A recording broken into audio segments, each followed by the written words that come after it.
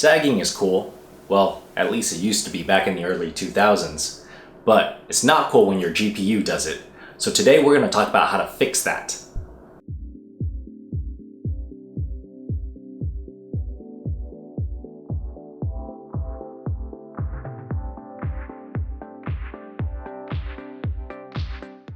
Welcome to my channel. My name is Harji and I make videos on PC and gaming related content. So if you're into that, please consider subscribing to the channel and turning on the bell notifications for more content like this.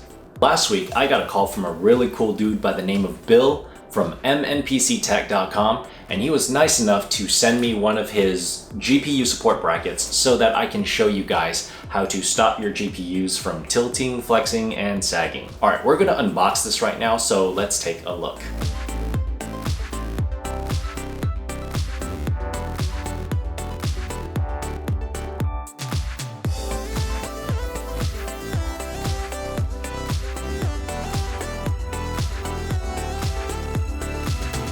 Alright, so this is really cool. He sent me the non-reference black GPU bracket for my MSI 1080 Ti Gaming X card, and it's awesome because it fits my overall color theme too.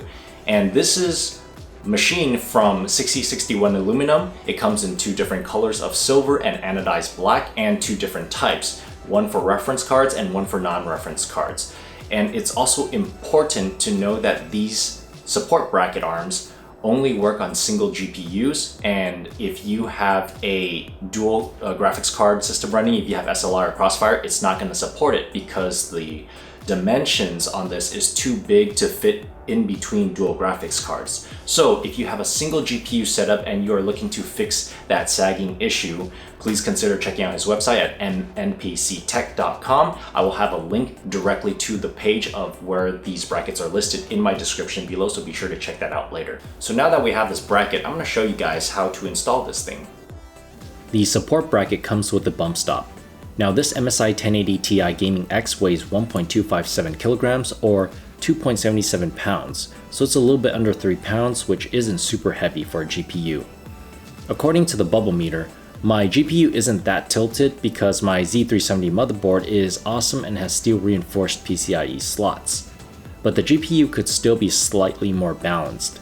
Not only that, but I also have the dual 8-pin power cables out here that run directly into the power supply unit compartment at the bottom of the case that's kind of pulling on the end of my GPU, which does make it sag. So the installation is pretty easy. You can have the bump stop on the inside or outside of the support arm depending on what best fits your graphics card. I have mine on the outside for this particular 1080 Ti card. Make sure you tighten the bump stop at the end of the bracket arm where it holds up the card but doesn't interfere or impede with your GPU fans. You can now install the bracket arm in the PCI expansion slots. First, secure the arm in place, but you don't want to tighten the screws just yet.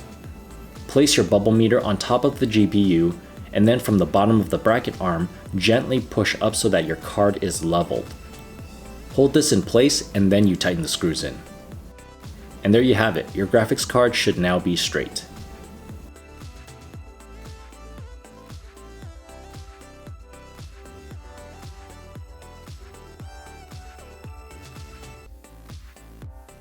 Alright, so I have not played with every single graphics card, but I would like to get an idea of what graphics card actually have this issue. So if you guys can, in the comments below, let me know what GPUs you guys run in your rig, and if you guys have this tilting GPU issue in your system. Also, this marks a very important milestone in my YouTube journey because it's the first time that I've been sent a free product for a product review by a manufacturer. So thank you so much, Bill, for sending me this. I really appreciate this.